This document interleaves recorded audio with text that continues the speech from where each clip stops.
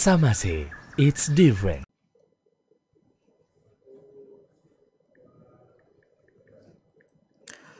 Assalamualaikum warahmatullahi wabarakatuh. Alhamdulillah. Alladzi hadana lihada wa ma kunna linahtadiya laula an hadana Allah.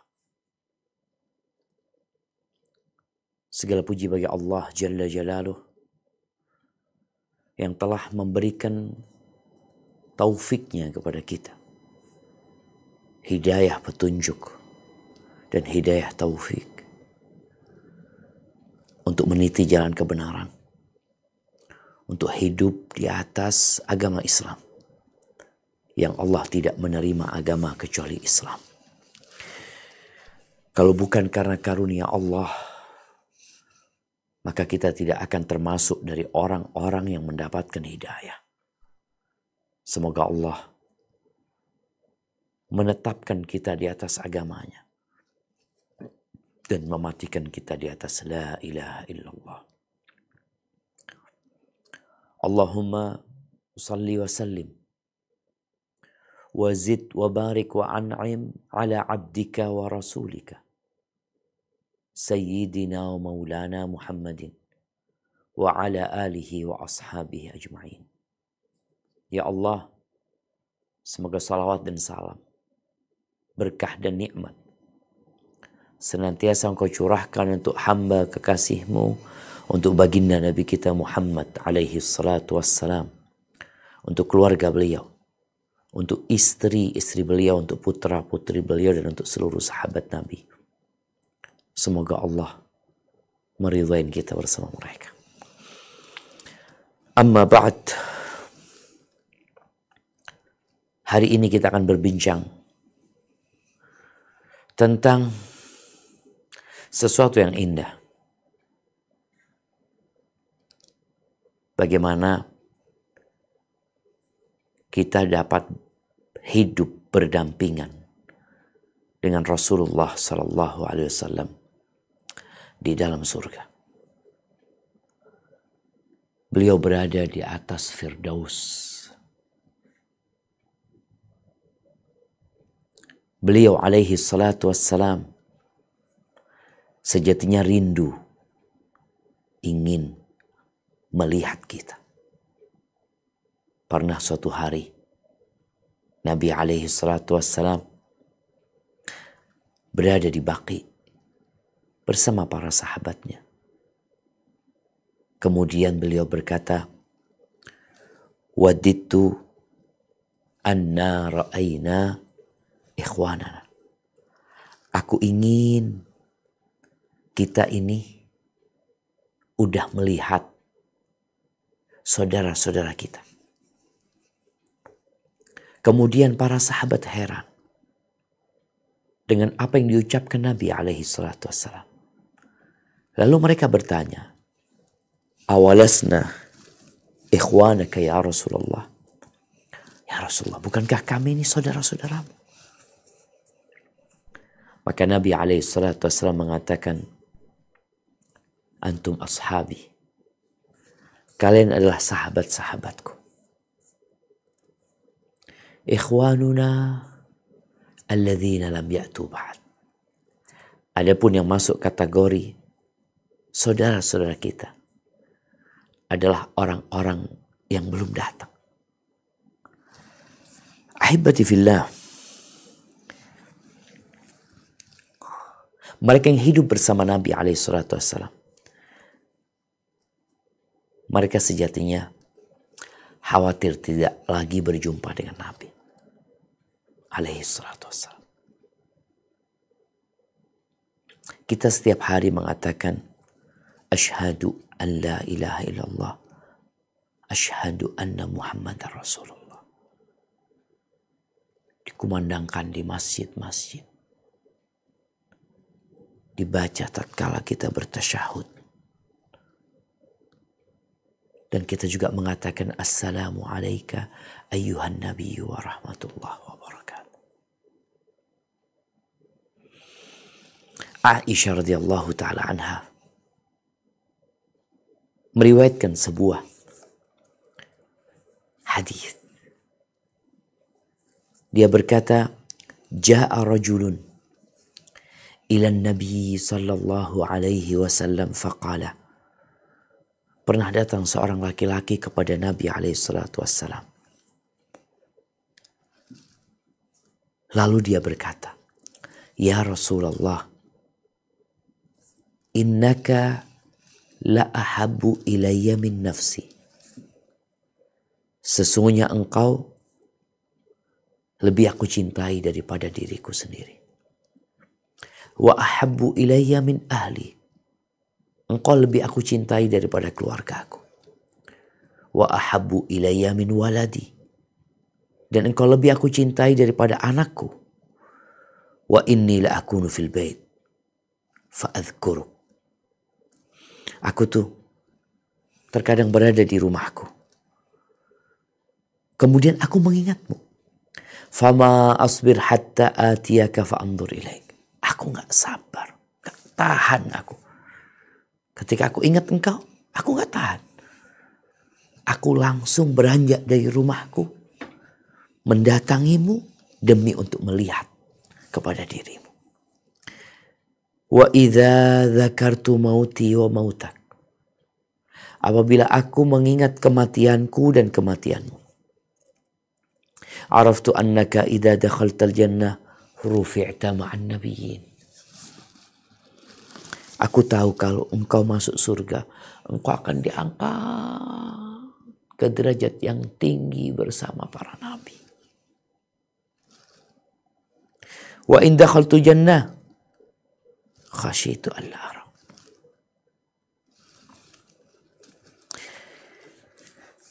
Dan jikalau aku masuk surga, aku takut aku tidak dapat melihatmu kembali.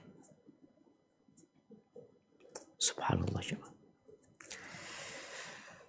Aisyah mengatakan bahwa Nabi SAW tidak menjawab apa yang dikatakan oleh orang ini. Sehingga turunlah firman Allah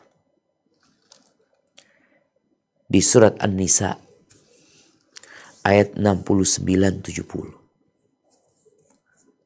Apa isi firman Allah ini? Nah, silahkan dibaca.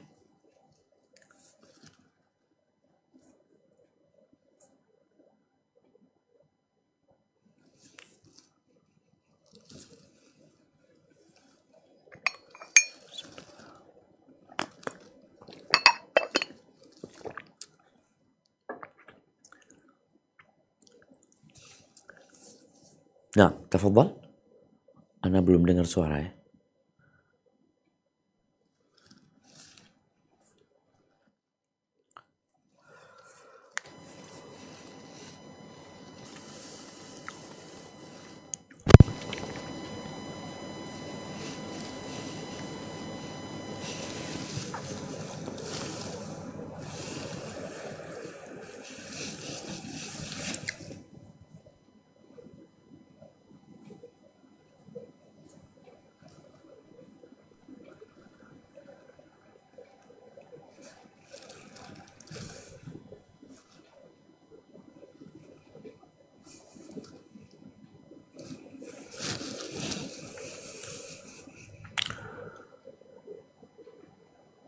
Nah, belum terdengar suara.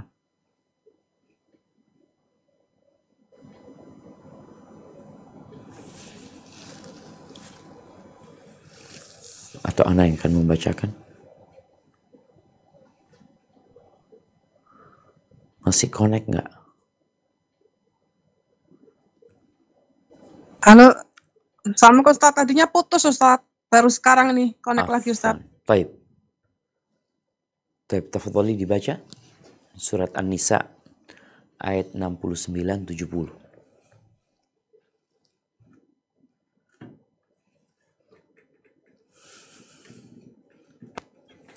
A'udzu billahi minasy syaithanir rajim.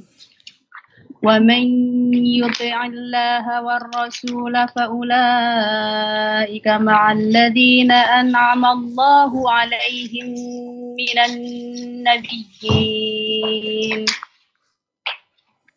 فأولئك مع الذين أنعم الله عليهم من النبيين والصديقين والشهداء والصالحين وحسن أولئك رفيقا. Dan barang siapa yang menaati Allah dan Rasul Muhammad, maka mereka itu akan bersama-sama dengan orang yang diberikan nikmat oleh Allah, yaitu para nabi, para pecinta kebenaran, orang-orang yang mati syahid, dan orang-orang soleh. Mereka itulah sebaik-baik teman. Barakallahu fiik. Subhanallah jemaah. Kalau bicara sebaik-baiknya teman, tentu mereka adalah sebaik-baiknya kawan. Insya Allah, siapapun di antara kita yang taat kepada Allah dan Rasulnya,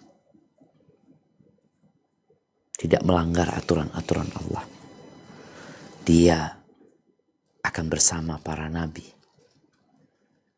bersama para siddiqin, bersama orang-orang yang mati syahid, dan bersama orang-orang yang saleh. Ibn Sa'ad dalam kitabnya At-Tabaqat Al-Kubra menyebutkan tentang Ummu Umarah Nusaybah binti Ka'ab radhiyallahu ta'ala anha, bahwa dia pernah berkata untuk Nabi SAW, Ud'ullaha an nurafiqaka fil jannah. Mintakan kepada Allah agar kami dapat menjadi teman-temanmu di surga. Faqala Allahumma ja'alhum rufaqa'i fil jannah. Lalu disebutkan dalam riwayat ini bahwa Nabi berkata, Ya Allah, jadikan mereka teman-temanku di surga. Lalu kata Ummu Umarah, Ma ubali ma asabani minat dunya. Setelah doa itu, aku gak peduli apapun yang menimpaku dalam urusan dunia ini. Ahibati fillah, kita perlu kenal dengan Ummu Umarah ini. Yang dia dalam riwayat tadi disebutkan minta didoakan agar dapat mendampingi, menjadi temannya Nabi alaihi salatu wassalam. Siapa dia sebenarnya? Karena pernah ada kejadian seorang sahabat yang bernama Rabi'ah ibn Ka'ab al-Aslami radhiyallahu anhu, bagaimana dia meminta kepada Nabi SAW agar dia dapat menjadi teman Nabi di surga. Rabi'ah ini anak-anak ya. Dia suatu hari melayani Nabi alaihi salatu wassalam. Ini ceritanya Rabi'ah. Kuntu abitu ma'a Rasulullah SAW. Fa'ataituhu biwadu'ihi wa hajati. Pernah suatu malam aku bermalam dengan Nabi SAW.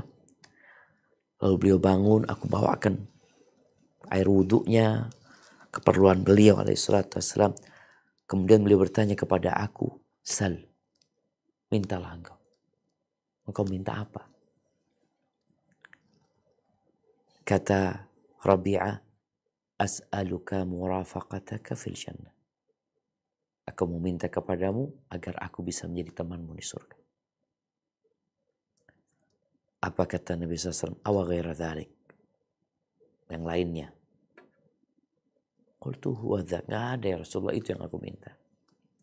Lalu kata Nabi SAW, Fa'inni ala nafsika bikathrati sujud. bantulah aku atas dirimu dengan banyak-banyak salat. Rawahu Muslim. Ini Rabi'ah bin Ka'ab al-Aslami. Kita lihat nih ya, orang itu memang kepingin berteman, kepingin dekat dengan orang-orang. Masya Allah. Tunggu anakku.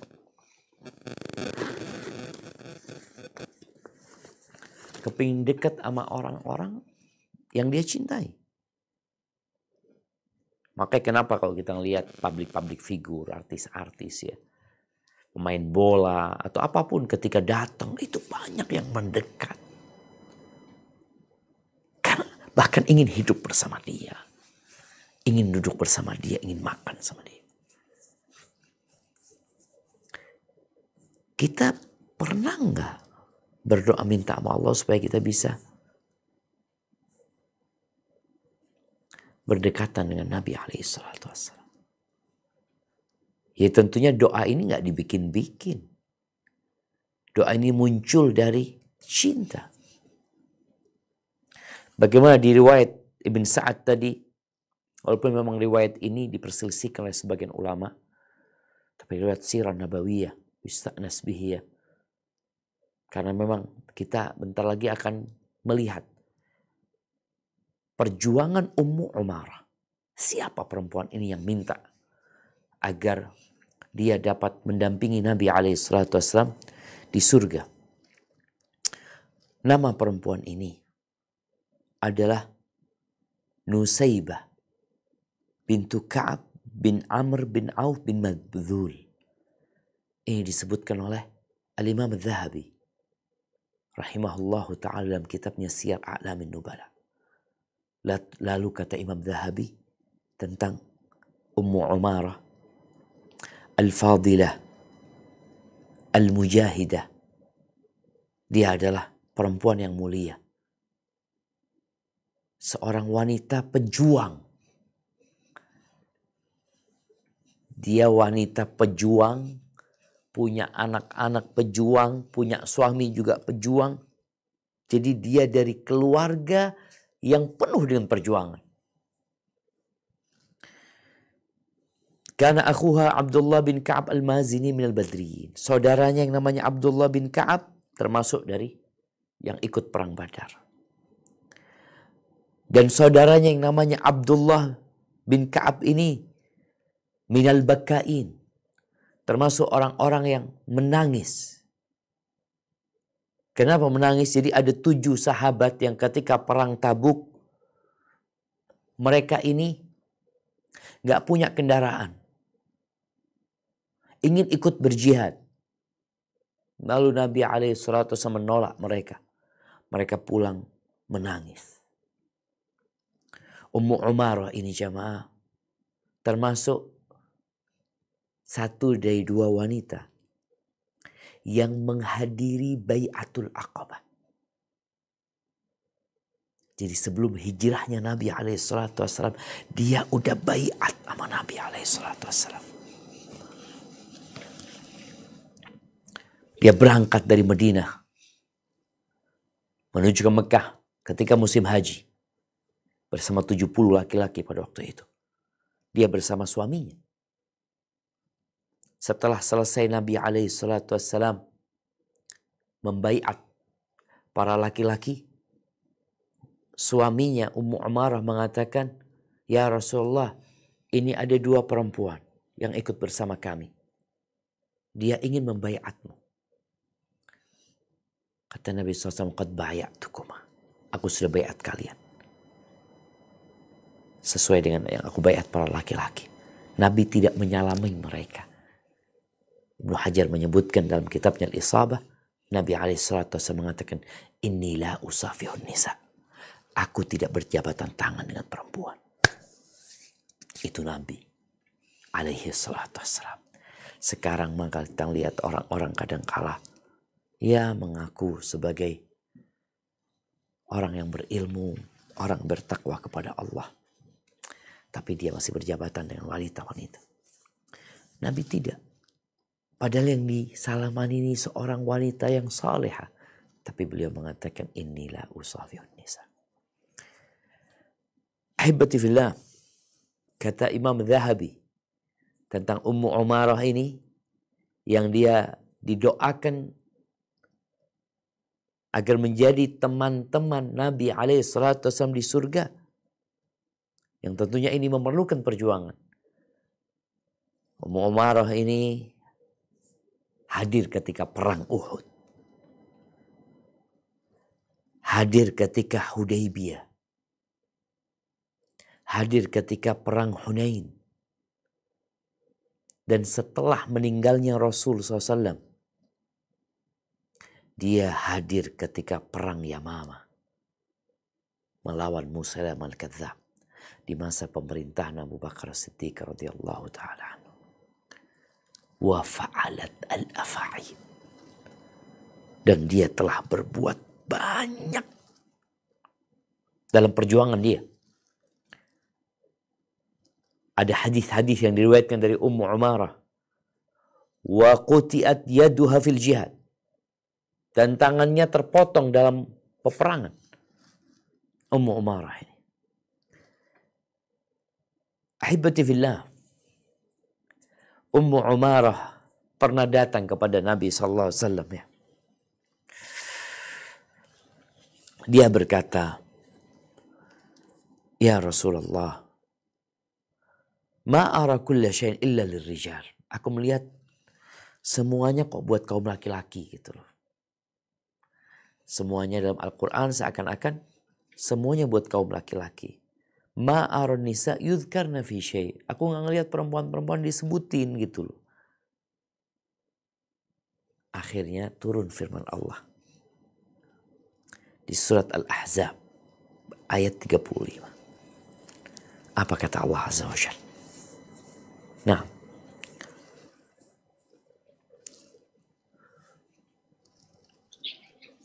innal muslimina wal muslimati wal mu'minina wal mu'minati wal qanitina wal qanitat والقانتين والقانتات والصادقين والصادقات والصابرين والصابرات والصابرات والخاشعين والخاشعات والمتصدقين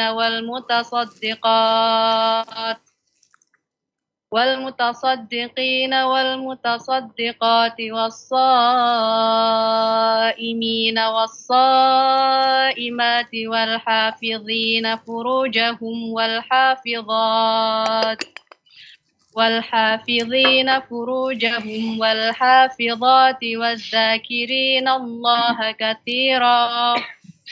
والذاكرين الله كثيرا والذاكرات أعد الله له مغفرة وأجرا عظيما.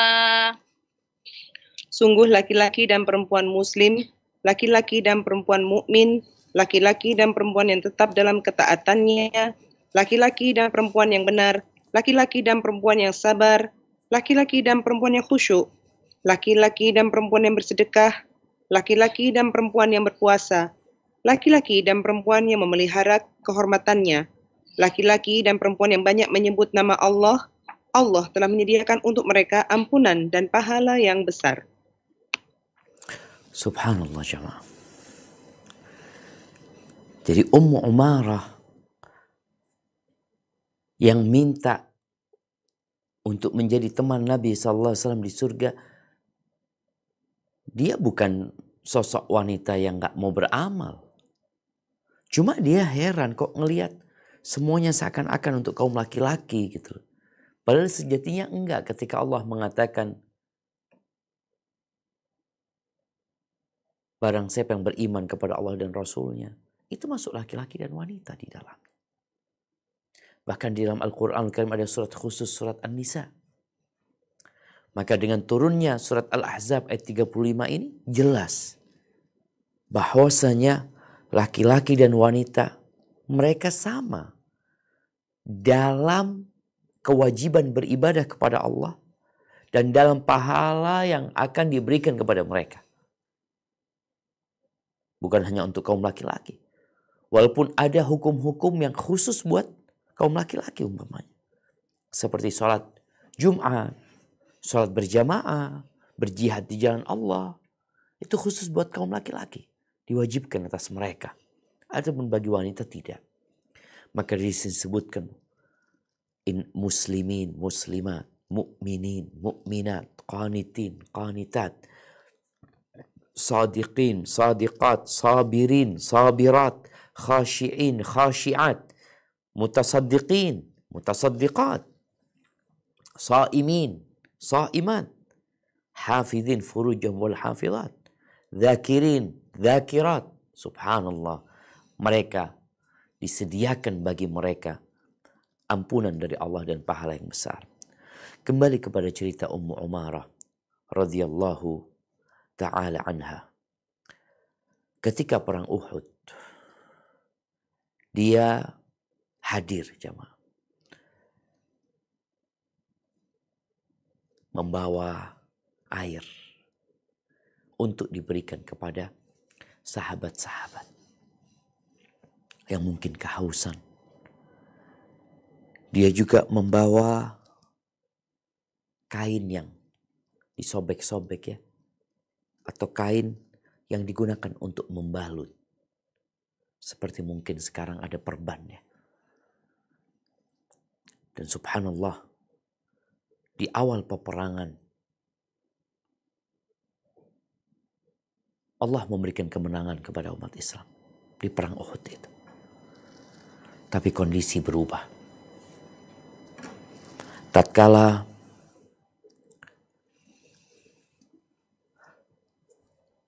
sebagian sahabat yang ada di gunung Uhud, yang ada di gunung pemanah, Jabal Pemanah itu, atau Bukit Pemanah, mereka turun. Sehingga akhirnya umat Islam diserang jamaah. Rasulullah SAW terjatuh di dalam lubang. Bagaimana datang Ibn Qami'ah hendak menyerang Nabi SAW. Dan Ummu Umarah berusaha untuk menghalangi. Bahkan disebutkan Ummu Umarah ditebas oleh Ibn Qami'ah di bagian ketiaknya. Dan Ummu Umarah berusaha untuk memukul balik Ibn Qami'ah. Tapi Ibn Qami'ah memakai baju besi. Double apalagi. Ini yang dilakukan Ummu Umarah. Artinya selain dia memberikan minum kepada para sahabat yang kelelahan, mengobatin yang luka di antara mereka, sempat Ummu Umarah melakukan perlawanan terhadap orang-orang musyrikin. Ahibati fillah, itu ketika perang Uhud, dia terluka radhiyallahu ta'ala anha. Kemudian bagaimana dia punya anak ikut berperang ya.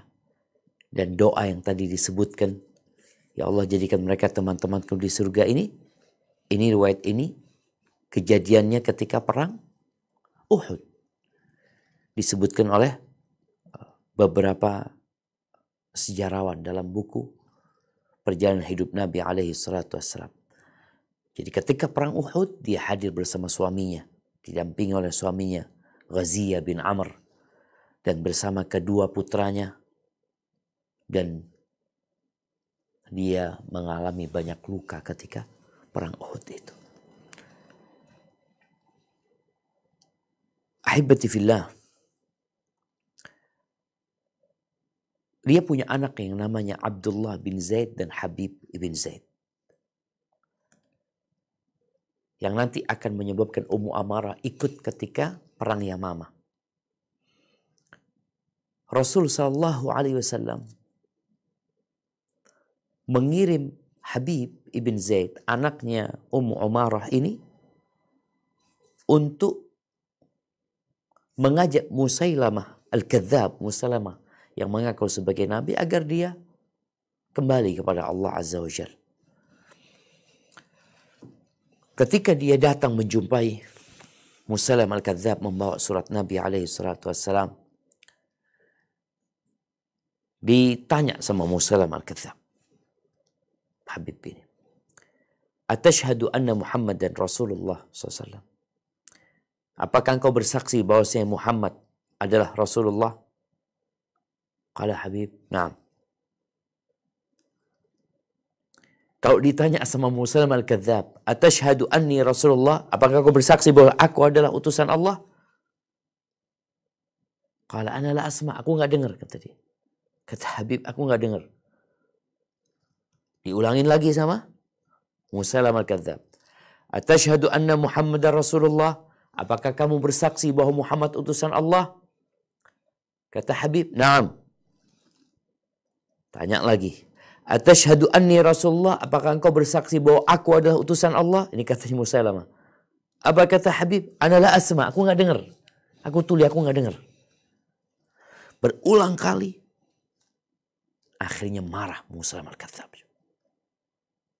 Habib bin Zaid ini, putranya Ummu Umarah, dipotong-potong, dimutilasi siapa? Oleh siapa? Oleh Musailamah al-Kadzdzab. Supaya kita tahu ketika seorang ingin menjadi teman Nabi alaihi salatu wassalam, ingin masuk surga bersama Nabi alaihi salatu wassalam, dia harus berjuang. Bagaimana sikap Ummu Umarah ketika mendapatkan berita kematian putranya? Dia bersabar, jemaah.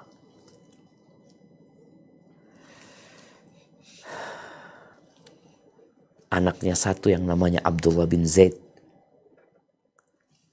ini nanti mendampingi ibunya berangkat ke Yamamah ketika perang.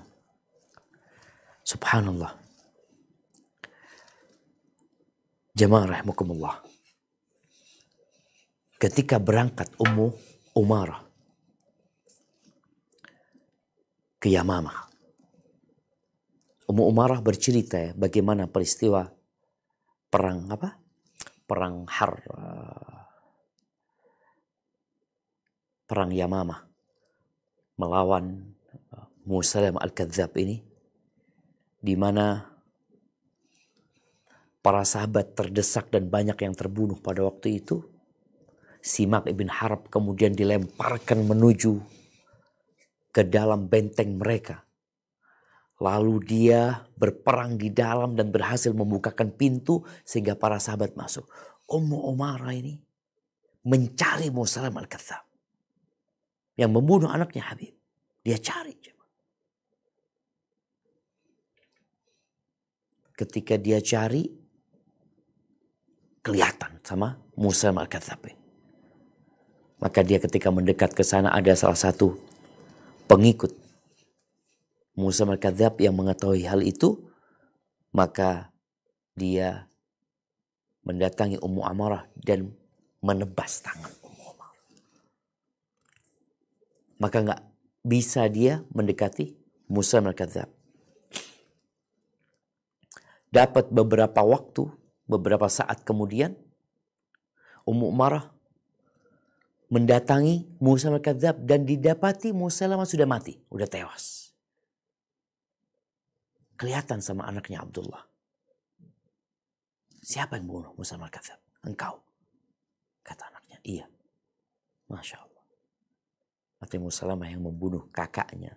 Habib dibunuh oleh adiknya Abdullah ibn Zaid radhiyallahu ta'ala anhu. Ahibati fillah. Ketika perang Uhud, ketika cerita perang Uhud ya, kembali kepada cerita perang Uhud. Yang jelas perang Yamamah selesai, anaknya Abdullah tewas perang itu setelah dia membunuh Musailamah al-Kadzdzab, dan Allah memberikan kemenangan kepada kaum muslimin, dan Ummu Umarah akhirnya hidup dengan tangannya yang terputus ya, sampai meninggal radhiyallahu ta'ala anhu. Ketika perang Uhud ya, cerita bagaimana peran Ummu Umarah di perang Uhud ini disebutkan Ummu Umarah mengatakan, Ra'aituni wan kasyafan nas an Rasulullah SAW. Aku melihat diriku ketika perang Uhud itu orang-orang pada bubar dari Nabi SAW. Karena memang kondisinya benar-benar menakutkan jemaah. Umat Islam itu sedang sibuk mengumpulkan harta rampasan perang, tahu-tahu diserang dari belakang. Ketika diserang dari belakang oleh pasukan berkuda, morat-marit para sahabat, bahkan ada yang kabur masuk ke kota Madinah. Lari mereka. Kemudian orang-orang musyrikin yang sejatinya mereka sudah meninggalkan medan perang, ketika mendengar suara rame-rame di belakang mereka noleh. Ternyata Khalid bin Walid berhasil menyerang umat Islam dari belakang, maka mereka balik lagi. Sehingga umat Islam berada di tengah. Diserang dari belakang, diserang dari depan. Dalam kondisi mereka gak siap. Akhirnya bubar itu pasukan umat Islam. Maka di sini yang diceritakan Ummu Umarah, dia melihat orang-orang menyingkir atau menjauh dari Nabi alaihi salatu wassalam. Ya, jumlah mereka kata Ummu Umarah gak sampai 10.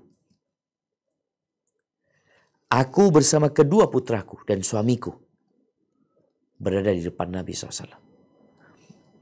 Ia berusaha untuk melindungi Rasul SAW. Dan orang-orang benar-benar kewalahan ketika itu jemaah.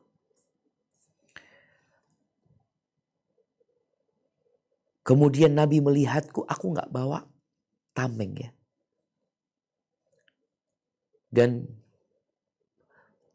beliau melihat ada seorang yang lari dari medan perang itu jemaah. Dengan tamengnya, maka dikatakan kepada dia, alqi tursak ila man yuqatil, lemparkan tamengmu kepada orang yang mau berperang gitu.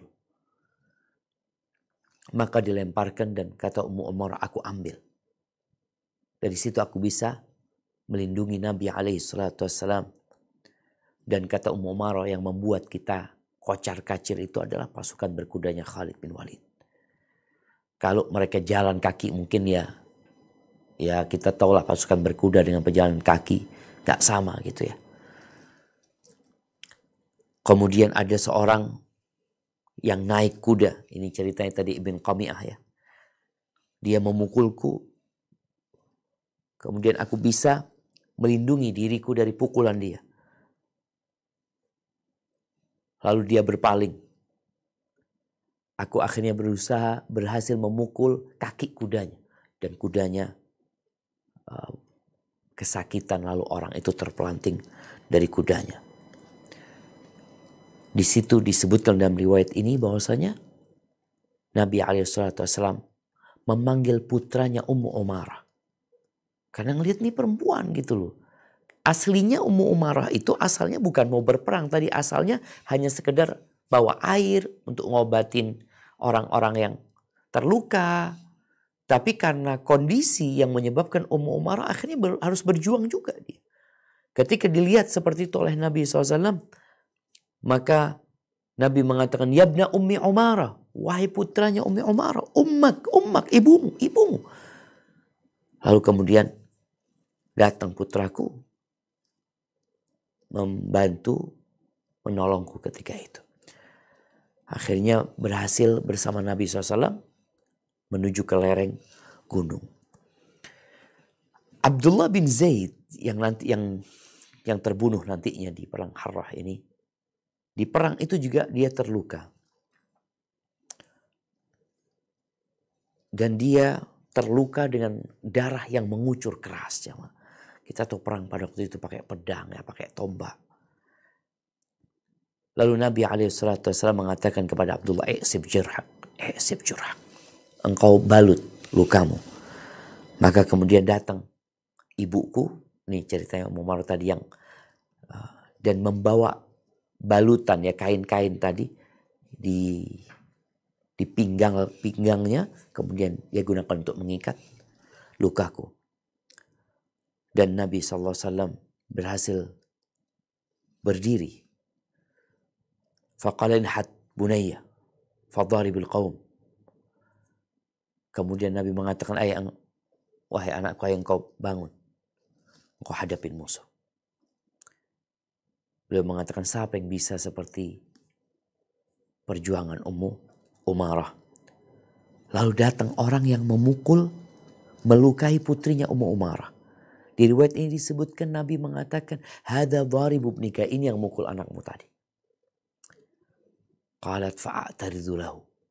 Maka Ummu Umarah akhirnya menghadapi orang ini. Tadi ceritanya dia pukul kaki kudanya, fabarak, dan enggak, yang ini kejadian lain ya, afwan. Orang ini bukan naik kuda, tapi orang ini dalam kondisi berjalan. Aku pukul kakinya ya, Masya Allah. Ini kadang kalau orang kalau berperang kan berpikir untuk memukul wajahnya, lehernya Ummu Umarah, memukul kakinya orang ini. Kemudian orang itu terjatuh. Dan Nabi SAW tertawa melihat Ummu Umarah melakukan itu sambil mengatakan, engkau sudah membalaskan buat anakmu radhiyallahu ta'ala anhum. Ahibati fillah. Kembali kepada doa yang disebutkan ya, bagaimana Nabi SAW mendoakan Ummu Umarah untuk menjadi teman-teman Nabi di surga. Dan kita berusaha berjuang dan berdoa memohon kepada Allah Azza wa Jal agar kita menjadi teman-teman Rasulullah SAW kelak di surga. Ahibati fillah.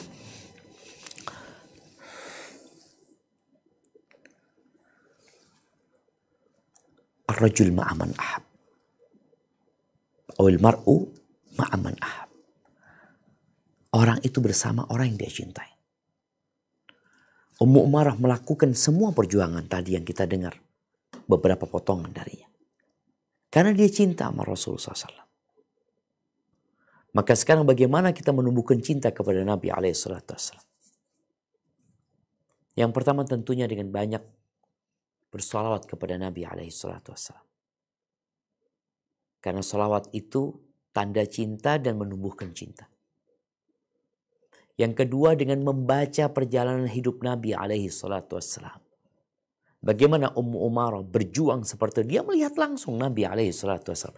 Apa yang dilakukan Rasulullah SAW. Sedangkan sebagian kita nggak tahu, nggak kenal sama Nabi SAW. Bagaimana akan muncul di hatinya keinginan untuk hidup bersama Nabi SAW. Ketika disampaikan sunnah Nabi SAW, aduh berat, susah sekarang untuk mengamalkannya. Engkau nggak hidup di masa Nabi SAW. Yang mereka berjuang harus sampai mengucurkan darah. Sampai putus tangan mereka. Melihat Sumayyah ketika di kota Mekah. Bagaimana dia disiksa dan Nabi SAW hanya dapat mengatakan kepadanya, sabran ala Yasir, sabar keluarga Yasir, tempat kalian di surga. Akhirnya tewas dibunuh oleh Abu Jahal, ditusuk kemaluannya dengan tombak. Kita nggak perlu lagi seperti itu. Kita tinggal mengamalkan agamanya, mengamalkan ajarannya, mengamalkan sunnahnya. Dan insya Allah, barang siapa yang taat kepada Allah dan Rasulnya, mereka akan dikumpulkan bersama para nabi. Maka berusaha untuk mencintai Nabi SAW, mempelajari perjalanan hidup beliau, dan menghidupkan sunnahnya. Dengan cara itu semoga Allah mengumpulkan kita bersama beliau.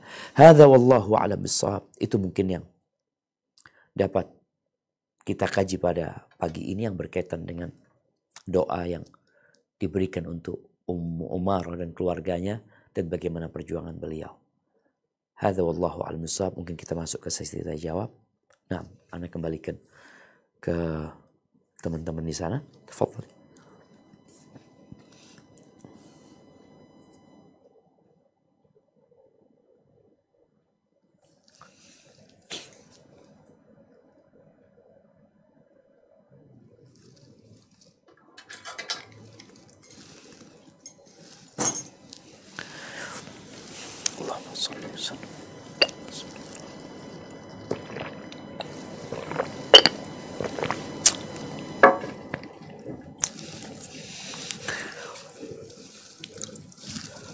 Baik.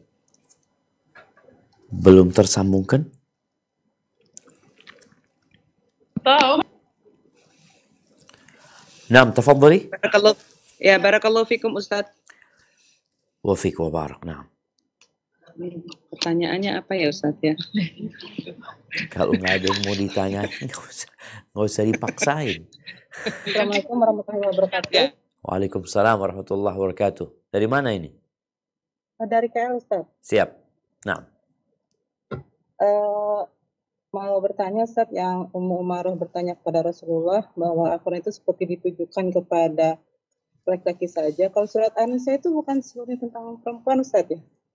kenapa? Yang surat An-Nisa. Iya. Nah, Jadi ketika Ummu Umaroh bertanya itu surat An-Nisa belum turunkah atau bagaimana Ustaz? barakallahu fik. Siap. Jadi kan memang surat An-Nisa ini termasuk surat Madaniyah ya. Surat yang diturunkan di kota Madinah. Kita lihat ada banyak yang berkaitan dengan pembagian waris. Yang itu turun setelah perang Uhud ya. Sedangkan kita tahu Ummu Umarah tadi perjuangan dia di perang Uhud di tahun ketiga Hijriah. Jadi boleh jadi sebelum turunnya surat An-Nisa. Atau memang secara umum kalau dilihat ada banyak konteks-konteks dalam Al-Quran Al-Karim yang sepertinya untuk kaum laki-laki saja. Padahal sejatinya semua hukum yang turun dalam Al-Quranul Karim itu laki-laki dan perempuan include di sana. Sama sebenarnya. Hanya saja kalau ada hukum khusus buat wanita, baru akan ada penjelasan. Makanya di surat Al-Baqarah sendiri juga berkaitan dengan hukum perceraian ya. Hak-hak wanita umpamanya, hak-hak laki-laki dikatakan Allah SWT mengatakan walahunna mithlul ladzi 'alaihinna bil ma'ruf, dan bagi perempuan-perempuan hak-hak setara dengan kewajiban mereka, walir rijali 'alaihinna darajah, dan bagi kaum laki-laki ada derajat lebih. Jadi boleh jadi memang ayat-ayat itu turunnya ketika sebelum pertanyaan Ummu Umarah ya radhiyallahu taala anha, atau kalau tidak tadi Ummu Umarah merasa ayat-ayat itu banyak yang konteksnya dalam bahasa Arab itu mudzakkar ya. Mudzakkar untuk laki-laki. Padahal sebenarnya semua ayat itu apabila tidak ada pengkhususan, maka ayat itu termasuk perempuan. Dan kalau bicara surat Al-Ahzab ini dia turunnya tahun ke-5 Hijriah ya. Secara umum tahun itu berarti setelah perang Uhud sebenarnya, dan di situ disebutkan secara khusus ya. Secara khusus ada laki-laki, ada wanita. Jadi ini untuk memberikan penjelasan yang lebih gamblang bahwasanya sebenarnya semua yang berkaitan dengan puasa, berkaitan dengan sedekah, berkaitan dengan sholat malam, berkaitan dengan menjaga kehormatan diri, itu bukan hanya untuk kaum laki-laki. Contoh nih, kalau bicara ini surat yang turun di Mekah ya, surat Al-Haqqah. Nah, atau surat Al-Ma'arij. Innal insana khuliqa halu'a idza massahu syarru jazua wa idza massahu khairu manu'a illa al-musallin. Manusia itu diciptakan penuh keluh kesah gitu loh. Kalau dapat nikmat dia bakhil, kalau dikasih musibah dia jaza, nggak sabar. Kecuali orang-orang yang sholat. Lafat illa al-musallin itu lebih kepada laki-laki itu. Alladzina hum ala salatihim daimun. Mereka yang selalu sholat, laki-laki lagi seakan-akan. Kemudian walladzina hum, di ayat selanjutnya walladzina hum li furujihim hafizun. Orang-orang ladzina ini laki-laki sebenarnya. Walladzina hum li furujihim hafizun. Mereka adalah orang-orang yang menjaga kemaluan mereka. Seakan-akan ayat ini hanya untuk laki-laki, padahal sebenarnya tidak. Namun ayat yang di surat Al-Ahzab itu memberikan penjelasan lebih gamblang bahwasanya semua ayat yang berkaitan dengan sedekah, dengan puasa, dengan sholat, dengan macam-macam dan pahala yang diberikan, itu perempuan masuk di dalamnya. Maka kemudian turun tadi yang di Al-Ahzab itu. Hadza wallahu a'lam bissawab. Nah. Barakallahu fiik Ustadz, ini dari Wafiqullah. Brisbane. Naam, tafadhali. Umpamanya ada peringatan dari ibu kita, peringatan yang sudah meninggal, peringatan 1 tahun, terus seluruh keluarganya, anak-anaknya itu yang di perantauan mengirimkan uang untuk acara tersebut. Jadi gimana kalau umpamanya kita tidak mengirimkan, atau bagaimana sikap terbaik kita ketika seluruh anggota keluarga mengirimkan uang untuk acara tersebut? Masya Allah, barakallahu fiik. Jazakallahu khairan. Naam jamaah. Iya, kita melihat ya, di masyarakat kita masih ada ritual-ritual yang sebenarnya Nabi SAW tidak pernah mengadakannya. Tidak pernah mengadakan untuk istrinya yang tercinta Khadijah radhiyallahu taala anha. Yang ada Nabi SAW kalau potong kambing, kalau punya rizki, beliau bagikan kepada kawan-kawannya Khadijah. Beliau juga tidak pernah mengadakan tadi peringatan haul tahunan ya untuk putri-putri beliau yang meninggal. Ada Zainab, ada Ruqayyah, ada Ummu Kulthum, nggak pernah. Bahkan para sahabat Nabi tidak pernah mengadakan acara itu untuk Nabi sendiri alaihi salatu wassalam. Apa sikap kita? Jadi kadangkala kita ini sibuk dengan peringatan ini, peringatan ini, peringatan ini. Kita tuh disuruh beramal. Suruh berbuat. Baik, apa sikap kita tadi ketika keluarga mengadakan acara peringatan? Yang kita tahu acara itu tidak diajarkan oleh Nabi SAW. Maka sampaikan ke pihak keluarga, aku akan kirim paket beras, umpamanya 5 kiloan 100, aku mau bagikan ke masyarakat. Aku mau sedekah buat ibuku. Tapi untuk acara itu aku nggak mau ikut. Supaya mereka tahu kita peduli sama ibu kita. Artinya kita mengamalkan yang sesuai dengan sunnah sebagai bukti cinta kita kepada ibu. Tapi kita tidak menjalankan amalan tadi yang tidak dicontohkan sama Nabi SAW.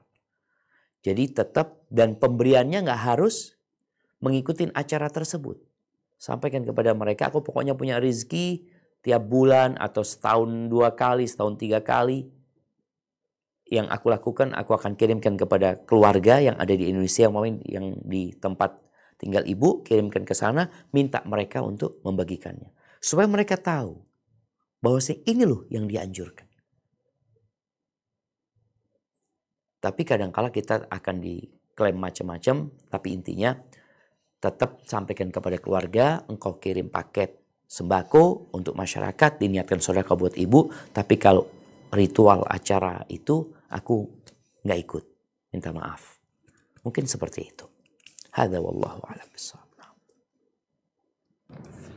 Assalamualaikum Ustadz. Waalaikumsalam warahmatullahi wabarakatuh. Ahlan Dari wasahlan. Sydney ini. Masya Allah, barakallahu fiik. Tafadhali.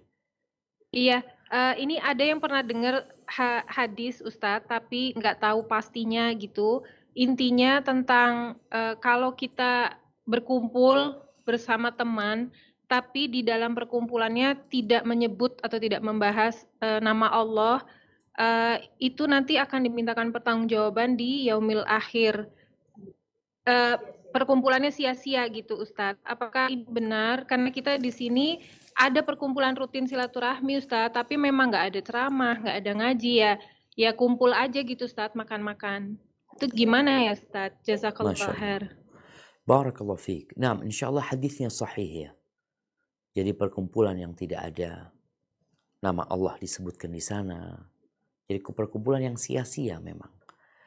Kalau bicara kumpul yang tadi dikatakan mungkin kita ngobrol tentang urusan dunia, urusan anak-anak ini dan itu, maka setelah kumpul atau di tengah-tengah kumpul itu tetaplah kita berusaha untuk menyampaikan tentang, nggak harus manggil ustadz ceramah ya, tapi paling tidak yang disampaikan di situ hal yang bermanfaat. Setelah itu ditutup dengan kafaratul majlis. Sebagian orang ini berpikir doa kafaratul majlis ini doa selesai ceramah. Padahal sebenarnya secara bahasa kafarat al-majlis. Kafara itu penghapusan, majlis itu majlis. Kita majlis makan, ngobrol sama teman, apalagi ini yang lebih riskan. Jadi kumpul-kumpul yang tadi bukan kajian, yang lebih riskan banyak hal-hal yang sia-sia. Maka dengan kita tadi membaca doa kafaratul majlis, semoga dihapuskan kesalahan kita kalau memang ada salah omong di sana. Kemudian kalau bicara kumpul, para sahabat Nabi radhiyallahu taala anhum, mereka kadang-kala bergurau jemaah ketika kumpul. Sampai lempar-lemparan kulitnya semangka. Mereka kadang-kadang cerita tentang masa jahiliyah mereka gimana ya pada waktu itu. Itu sebagai bentuk mereka mengingat Allah, sebenarnya dulu kita kayak gini, kayak gitu. Jadi intinya tatkala kita bermajelis, kemudian kita hendak meninggalkan majelis tersebut, hendaklah kita menutupnya dengan doa kafaratul majelis dengan mengatakan subhanakallahumma wa bihamdika asyhadu an la ilaha illa anta astaghfiruka wa atubu ilaik. Ini menjadi kafarat. Jadi kalau tadi ada yang sia-sia, semoga diampuni sama Allah SWT. Hadza wallahu a'lam bissawab. Nah.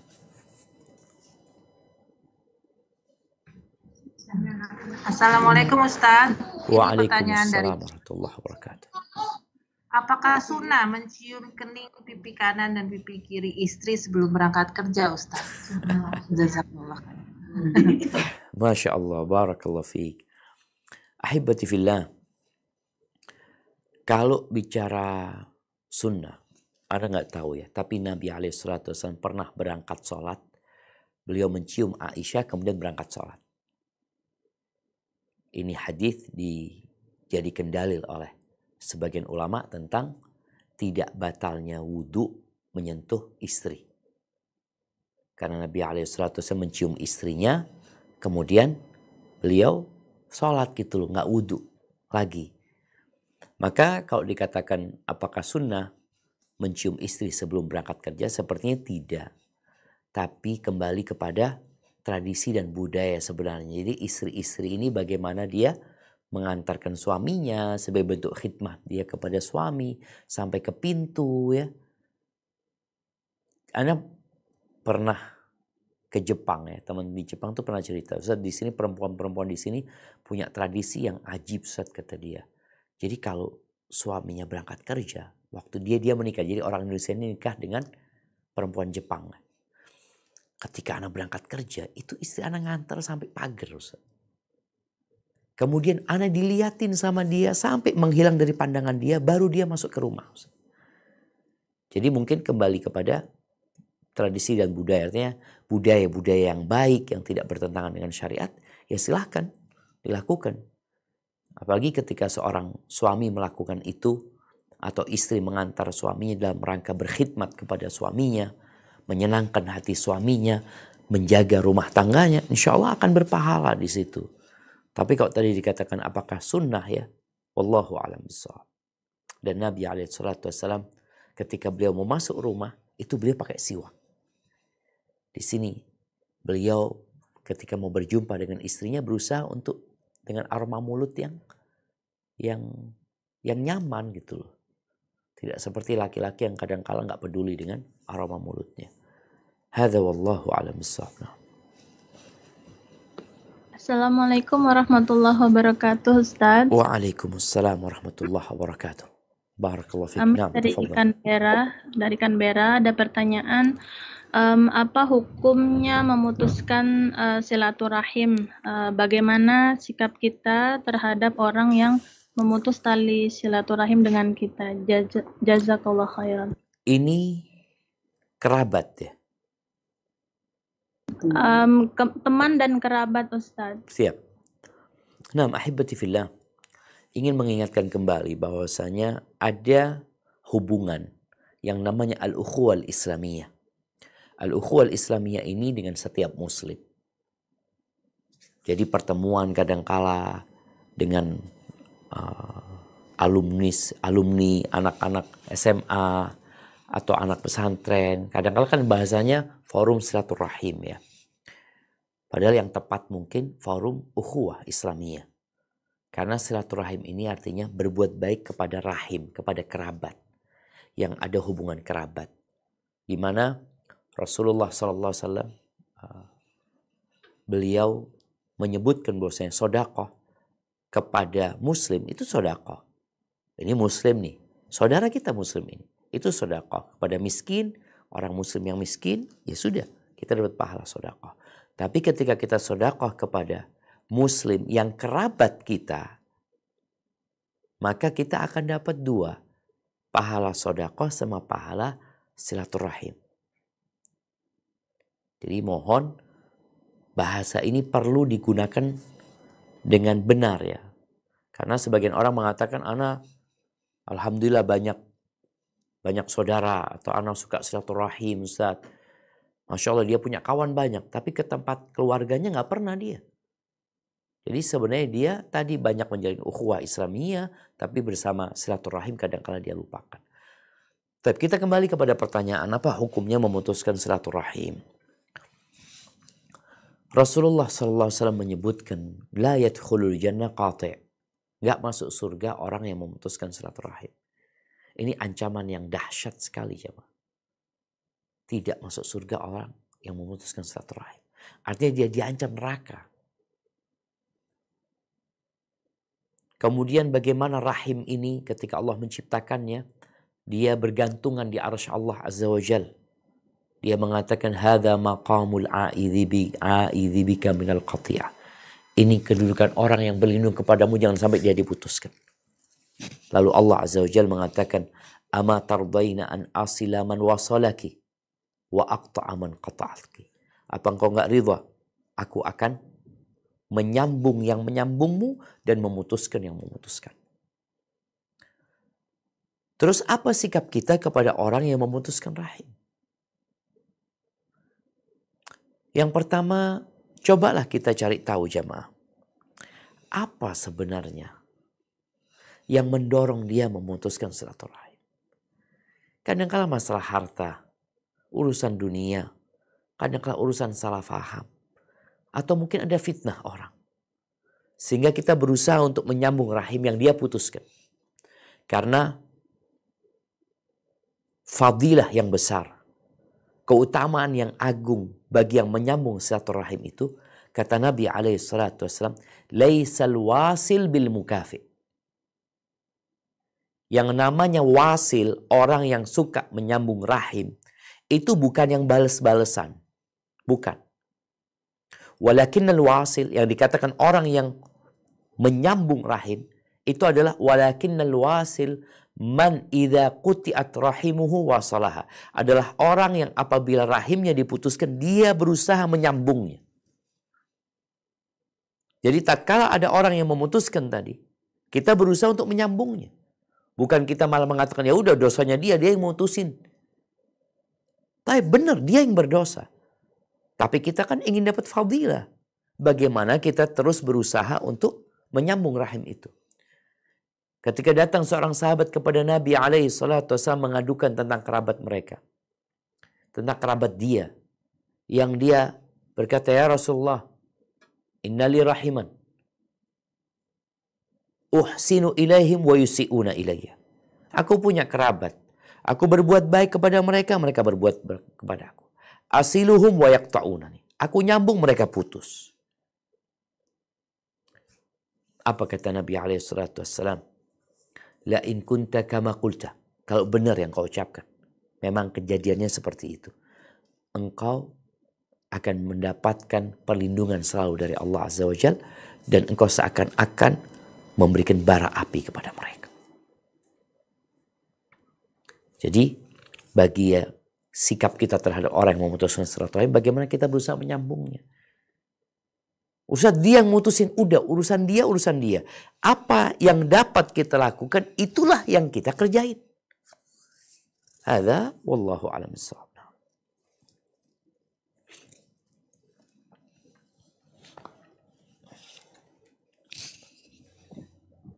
Assalamualaikum warahmatullahi wabarakatuh. Waalaikumsalam warahmatullahi wabarakatuh. Pertanyaan dari Melbourne. Begini Pak Ustadz. Ya. Ada cerita antara anak dan bapak yang silaturahminya itu terputus. Pertama karena anaknya yang susah dihubungi mengeblok bapaknya. Terus kemudian bapaknya mungkin sakit hati atau gimana, jadi lambat laun selama 4 tahun tidak ada komunikasi.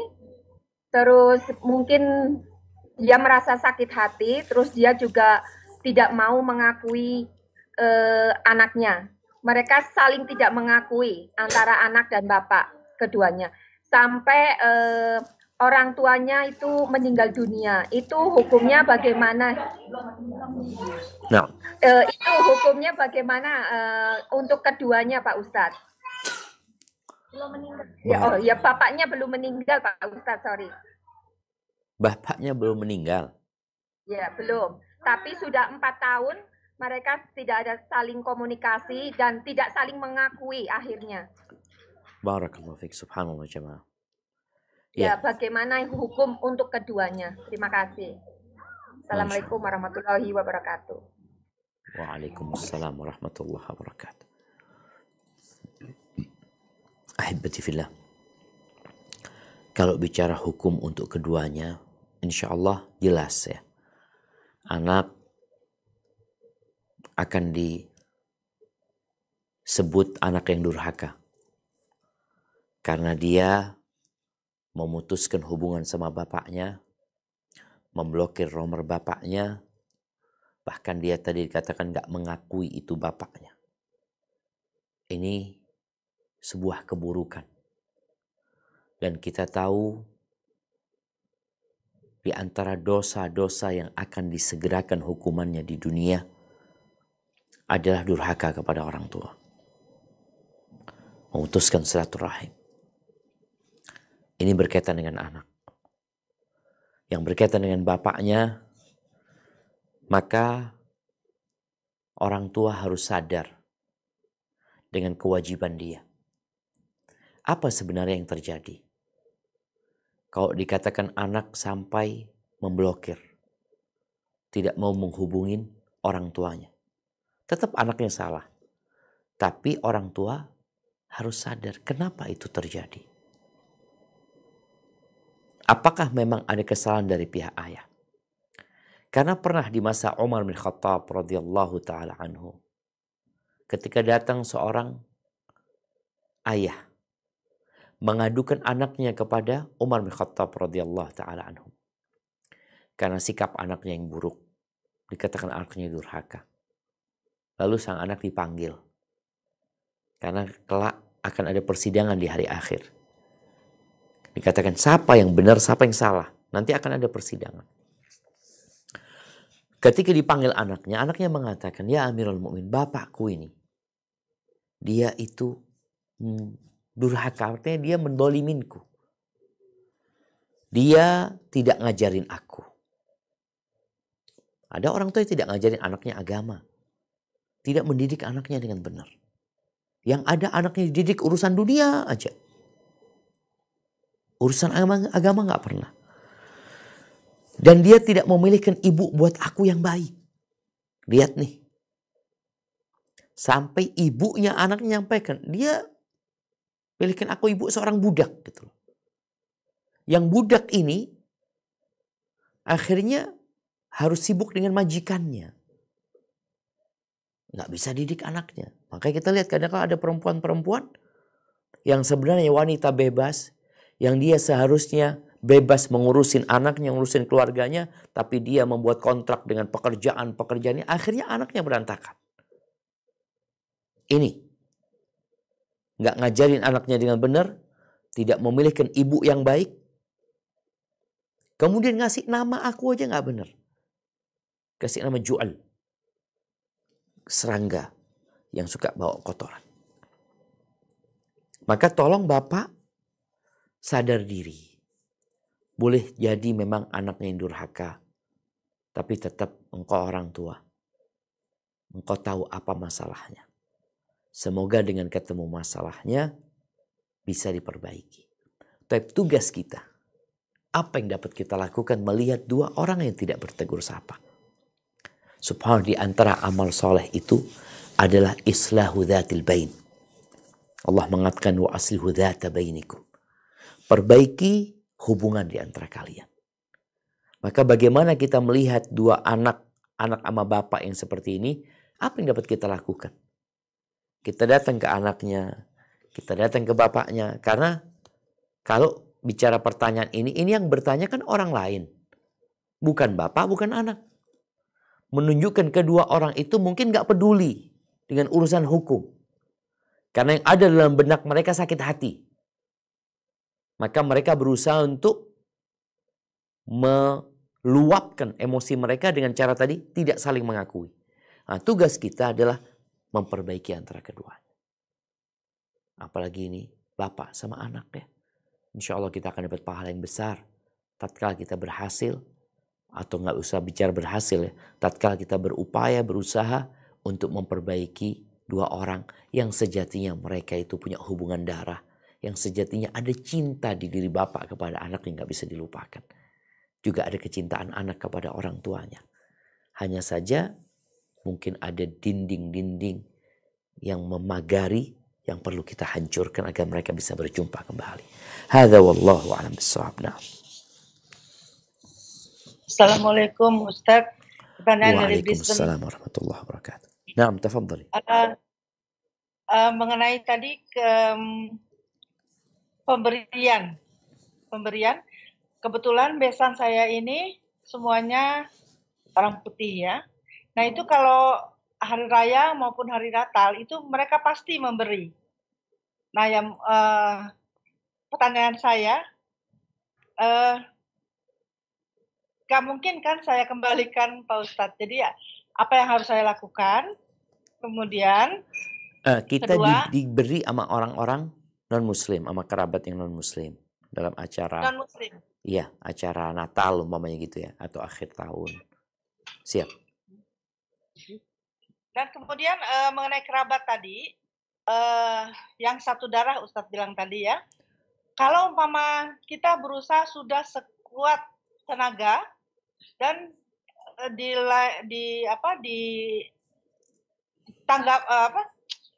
justru mengikrarkan bahwa saudara kami adalah hanya di atas kertas. Gimana saudara kami hanya? Iya, bagaimana Persaudaraannya hanya di atas kertas. Padahal kandung. Maksudnya di atas kertas Ya. ini apa maksudnya? Nggak tahu. Mungkin kayak di akte aja gitu Ustaz. Iya. Ya, jazakumullah khairan Wa Ustaz. iyyak, barakallahu fiik. Nah, yang pertama berkaitan dengan pemberian dari orang-orang ya. Mereka punya acara-acara baik yang muslim atau non-muslim. Bicara acara-acara yang mungkin tidak sesuai dengan syariat. Maka insya Allah pemberian mereka boleh diterima selama kita tidak ikut merayakannya. Artinya pemberian mereka kirimkan, bukan kita datang ke tempat acara tersebut. Insya Allah gak ada masalah. Kalau tadi dikatakan mereka mengadakan acara Natalan, kemudian kita dikirimin, atau tahun baru kita dikirimin oleh-oleh, insya Allah pendapat yang lebih kuat, selama makanan dan pemberiannya halal, maka halal bagi kita. Adapun pertanyaan yang kedua, berkaitan dengan kerabat ya. Memang kerabat ini yang namanya rahim, itu yang satu rahim. Boleh jadi nyambung ke kakek yang ketiga ya. Namanya Ana Syafiq bin Riza bin Hasan bin Abdul Qadir. Jadi yang satu kakek nih, Abdul Qadir itu jadi kerabat dekat. Jadi kerabat itu ada kerabat dekat, ada kerabat jauh. Kalau tadi kita punya kerabat yang disebutkan, dia mengatakan persaudaraan kita cuma di atas kertas ya. Ya boleh jadi ada masalah jemaah, ada masalah. Kenapa dia mengatakan hal itu? Atau karena memang non-muslim. Jadi kalau bicara non-muslim pun tetap kerabat. Apabila tadi ada hubungan rahim sama kita. Nah, tugas kita menghadapi kerabat yang mengatakan persaudaraan kita cuma di atas kertas. Ya udah, itu omongan dia nggak usah kita masukin ke hati. Seperti yang Nabi SAW tadi sampaikan, yang disebut orang yang menyambung rahim itu bukan yang bales-balesan, tapi adalah orang yang tatkala diputuskan rahimnya, dia nyambung. Ini yang perlu dilakukan sekarang. Dia ngomong cuma di atas kertas, ya udahlah, engkau mau nganggap apapun, tapi tetap engkau buat aku adalah saudaraku. Maka kita terus berbuat baik sama dia. Bukan berharap balas budi dari dia. Enggak. Kita berharap Allah Azza wa Jalla meridhain kita. Karena kita melakukan ini atas perintah Allah. Artinya kalau Allah nggak nyuruh, ya ana mungkin nggak ada urusan sama antum. Ada apa ana ngurusin orang yang nggak mau diurusin? Tapi karena Allah yang nyuruh kita menjaga rahim, maka ana lakukan ini. Gitu loh. Jadi seperti itu, dan harapan ana kita menjaga niat ya ketika kita berbuat baik sama kerabat kita. Hada wallahu a'lam bissawab. Naam.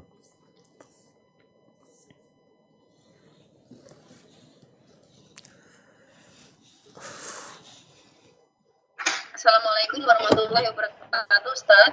Waalaikumsalam warahmatullahi wabarakatuh. Naam, tafadhali.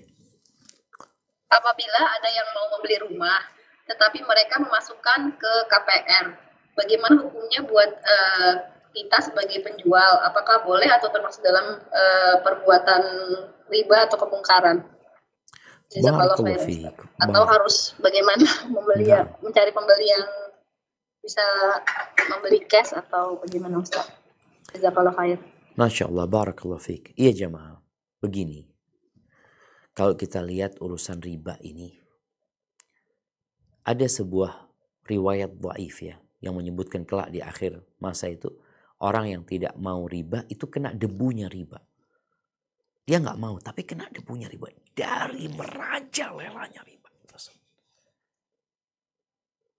Dan itu yang menyebabkan kehinaan umat Islam. Bagaimana sikap kita ketika kita jual mobil, jual rumah ya. Yang kita tentunya maunya cash, kita nggak mau riba. Kita maunya uang kita. Ana jual 5 juta, ya ana minta 5 juta. Terus bagaimana dengan pembeli? Oh ya pembeli, dia mau dapat uang dari mana? Pokoknya engkau bayar kepada aku 5 juta. Mau dia akan memasukkan ke bank. Nah, tugas kita sesama muslim, kita sampaikan, ini riba antum loh. Ini riba. Antum janganlah. Berusaha bertakwa kepada Allah Azza wa Jalla. Ya kita memberikan nasihat kepada dia. Kalau dia akhirnya nanti memasukkan ke KPR, ini dan itu, ya itu urusan dia. Yang jelas kita dapat uang cash. Kita nggak ada muamalah riba. Artinya muamalah kita itu, ya ana jual 1 juta, ana dapat 1 juta. Dan ana juga tidak memfasilitasi orang itu untuk ke bank. Apalagi kita, oh coba antum ke sini, dapat dosa lagi. Atau kita memudahkan, anak punya kenalan di sini, antum bisa ke sana. Enggak, kita mengatakan, bahkan kita kasih nasihat, Ustaz, antum janganlah, itu dosa gitu. Seperti itu. Perkara dia setelah dikasih nasihat nggak mau, dia tetap ambil ke KPR, dia masukkan rumah KPR, itu urusan dia. Yang jelas usaha kita maksimal jamaah. Jadi subhanallah, kita itu perlu saling memberikan nasihat ya. Kalaupun memang sebagian Ustaz nggak ada masalah, itu urusan dia. Iya betul, urusan dia, urusan KPR itu. Karena kita jualnya cash, anak ambil uang cash. Engkau mau dapat dari bank, uangnya halal buat aku, nggak ada masalah gitu. Tapi urusan muamalahnya itu urusan engkau. Tapi jangan sampai kita menjadi fasilitator untuk hal itu. Hadza wallahu a'lam bissawab. Assalamualaikum Ustadz, ini dari Sydney putaran Waalaikumsalam kedua. warahmatullahi wabarakatuh. Masya Allah. Naam, tafadhali. Ya Ustadz mau bertanya, apabila kita mempunyai tante ya Ustadz, tante kita ini udah meninggal, cuman dia itu nggak punya anak, suaminya juga udah meninggal. Nah sebagai ponakan kita dulu pernah diurusin gitu Ustadz. Kalau kita seumpama mau membuatkan sumur untuk dia, apakah itu insya Allah pahalanya mengalir ke dianya sampai gitu Ustadz? Jazakallahu khair. Masya Allah, barakallahu fiik, barakallahu fiik. Nah, jamaah rahimakumullah. Sedekah untuk orang yang meninggal dunia itu bukan hanya dari anak ya. Sebagaimana doa buat orang yang meninggal dunia itu bukan hanya dari anak. Maka kita lihat sholat jenazah itu yang mendoakan bukan anaknya doang. Semua kaum muslimin muslimat mendoakan. Mengatakan Allah maghfir lahu warhamhu wa'afihi wa'fu anhu. Berbuat baik kepada orang yang meninggal dunia itu boleh jadi bukan anaknya. Boleh jadi kakaknya. Boleh jadi adiknya. Boleh jadi keponakannya. Boleh jadi orang tua kepada anaknya yang meninggal dunia. Jadi bukan anak. Karena memang yang meninggal dunia anaknya. Orang tua bangunkan masjid buat anaknya. Seperti itu. Jadi insya Allah nggak ada masalah. Rasulullah SAW, Masya Allah, beliau sering berbuat baik kepada istri-istrinya. Khadijah radhiyallahu ta'ala anha. Jadi tatkala seorang anak atau seorang keponakan bersedekah, dia niatkan buat bibinya, buat pamannya. Insya Allah, Allah terima hal itu. Dan semoga paman atau bibinya mendapatkan bagian pahala dari apa yang dia kerjakan. Hadza wallahu a'lam bissawab. Barakallahu fiik Ustaz. Pertanyaan dari Perth lagi. Apakah boleh jika kita batal wudhu di dalam Masjidil Haram atau Madinah menggunakan botol air semprot untuk berwudhu, Ustaz? Masya Allah, barakallahu fiikum. Jamaah, kalau bicara wudhu itu, mau batal dimanapun kita wudhu, wudhu kita selama sesuai dengan aturan boleh aja. Jangan di Masjidil Haram, di Masjid Nabawi. Di sini, di rumah kita. Kita mau wudhu pakai semprotan. Boleh-boleh aja. Asalkan sesuai. Sesuainya gimana? Anggota badan, anggota wudhu itu ada yang diusap, ada yang dibasuh. Maka yang dibasuh tetap harus dibasuh, yang diusap tetap diusap. Apa perbedaan basuh sama usap? Yang Anda baca dari penjelasan para ulama, kalau bicara basuh itu airnya mengalir. Jadi airnya itu mengalir ke tangan. Ada air yang mengalir. Jadi kalau bicara kita mau wudhu, cuci muka, kita semprotin muka kita sehingga ada air yang mengalir, berarti kita udah membasuh. Setelah ada air, kita basuh, jadi ada air yang mengalir. Tangan kita juga seperti itu. Bisa jadi kita semprotin sehingga air itu mengalir, baru kita gosokkan tangan kita. Maka wudhunya sah.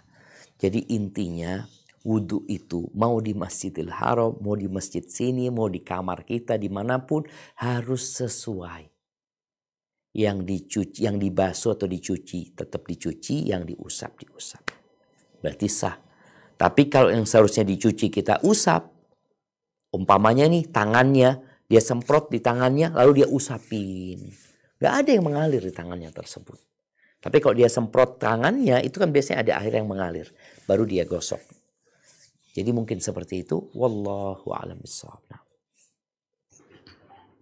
Assalamualaikum warahmatullahi wabarakatuh, Ustaz. Waalaikumsalam warahmatullahi wabarakatuh.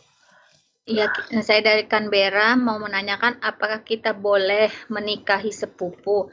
Apakah sepupu dari pihak ibu atau bapak saja atau keduanya ya Pak, ya Ustadz yang Masya boleh Allah. kita nikahin. Jazakallahu khair. Masya Allah, barakallahu fiik. Iya jemaah.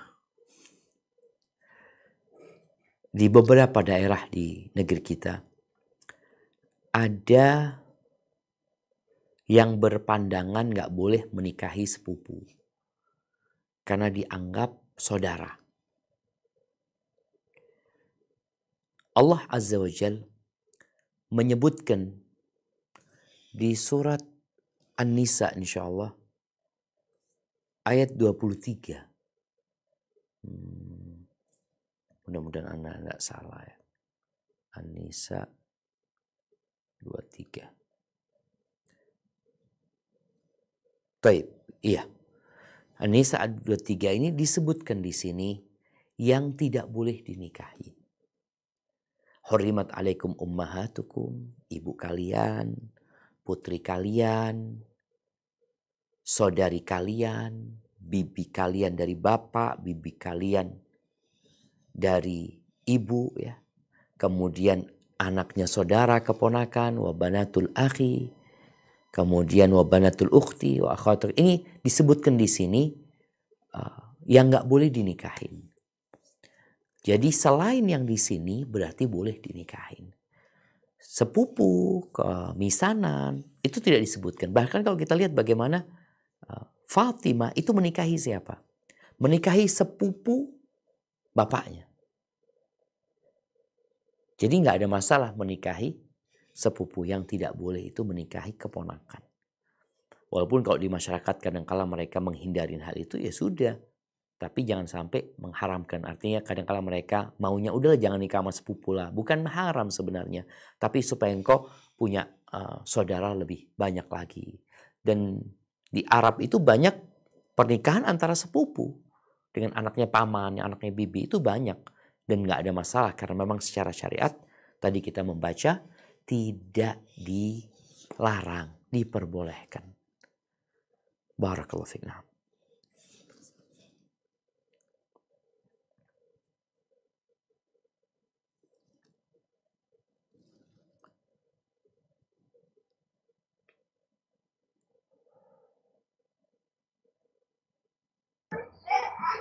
Assalamualaikum warahmatullahi wabarakatuh. Waalaikumsalam warahmatullahi wabarakatuh. Nah, tafadhal. Pertanyaan lagi dari Melbourne, Pak Ustadz. Nah. Ini misalkan orang tua kita sedang sakit, terus kita bersedekah diatasnamakan untuk ke orang tua kita. Itu hukumnya bagaimana, Pak Ustadz? Atau bagusnya kita harus bagaimana begitu, Pak Ustadz? Masya Allah. Biar niatnya biar orang tua kita sembuh gitu. Ya. Terima kasih. Assalamualaikum warahmatullahi wabarakatuh. Masya Allah. Barakallahu fiik. Nah, ahibati fillah.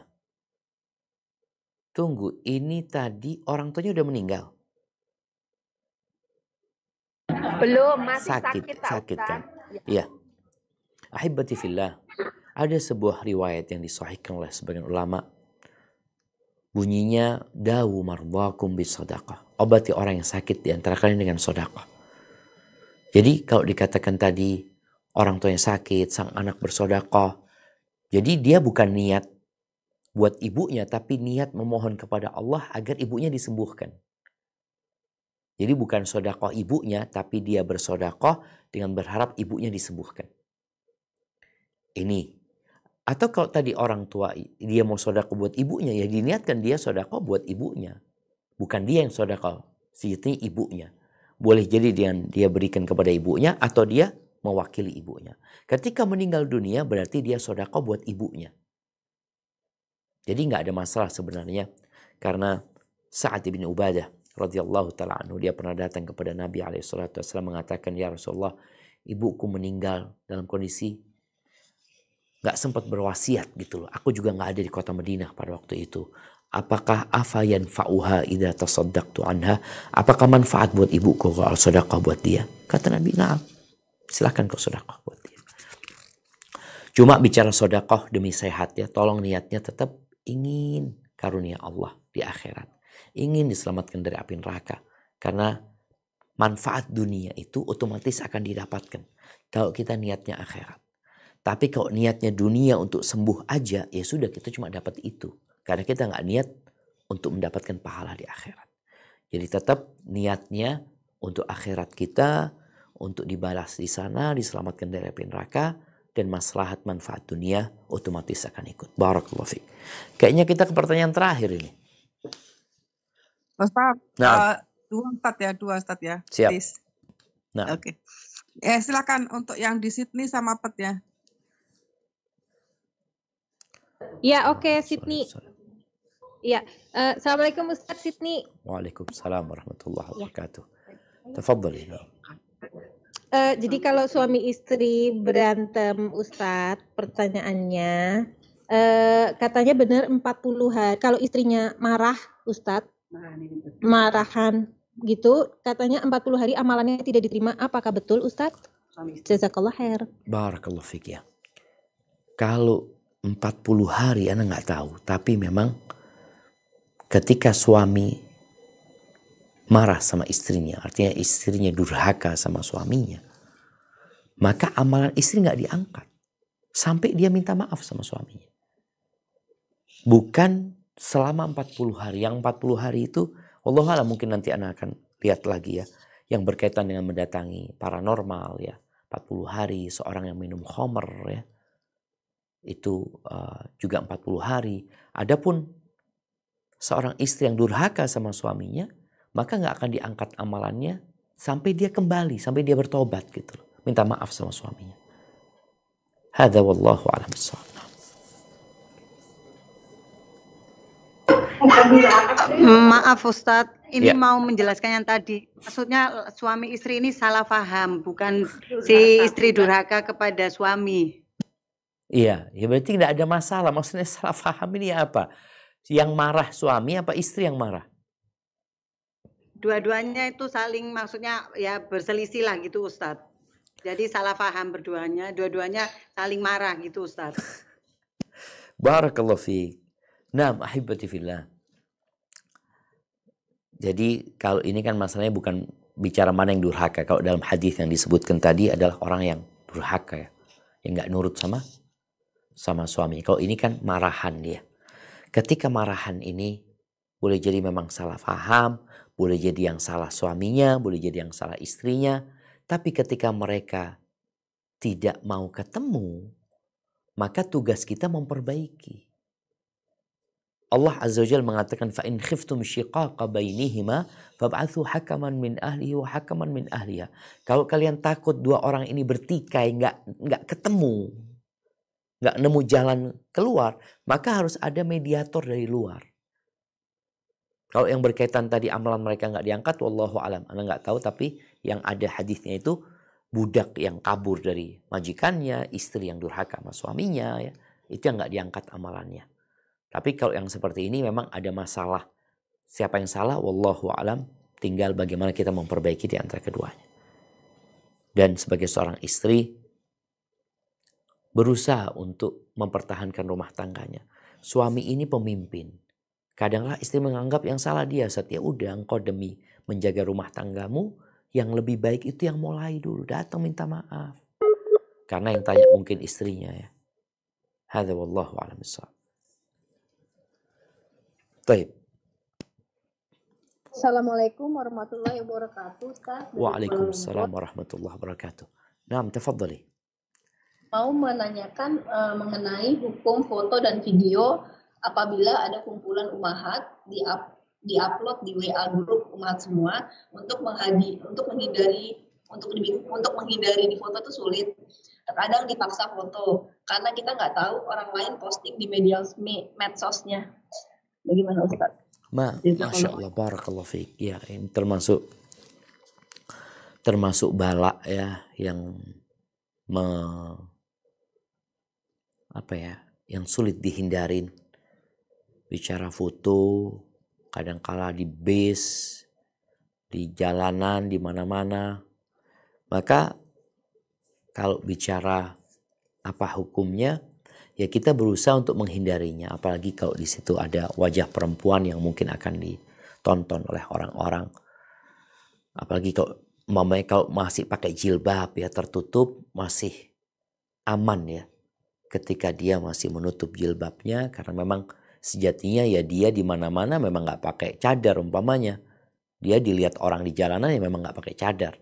Tapi kalau orang pakai cadar kemudian dia difoto dalam forum perempuan-perempuan aja, akhirnya jadi dilihat yang seharusnya dia nggak ingin itu dilihat.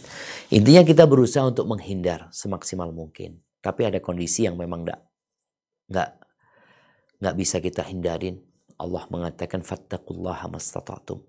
Bertakwalah kepada Allah sesuai dengan kemampuan kalian. Artinya kita semaksimal mungkin menghindari yang hal-hal yang tidak berguna.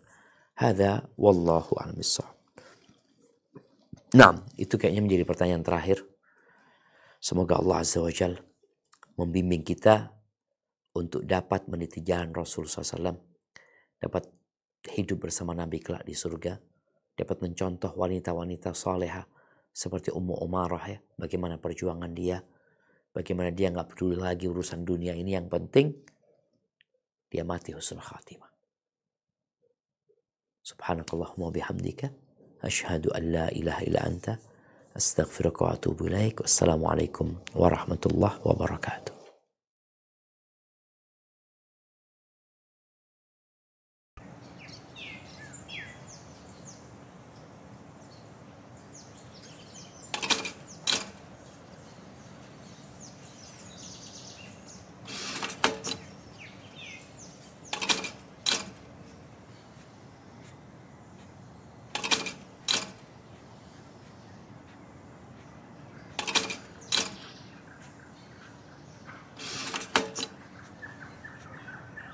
Sama sih, it's different.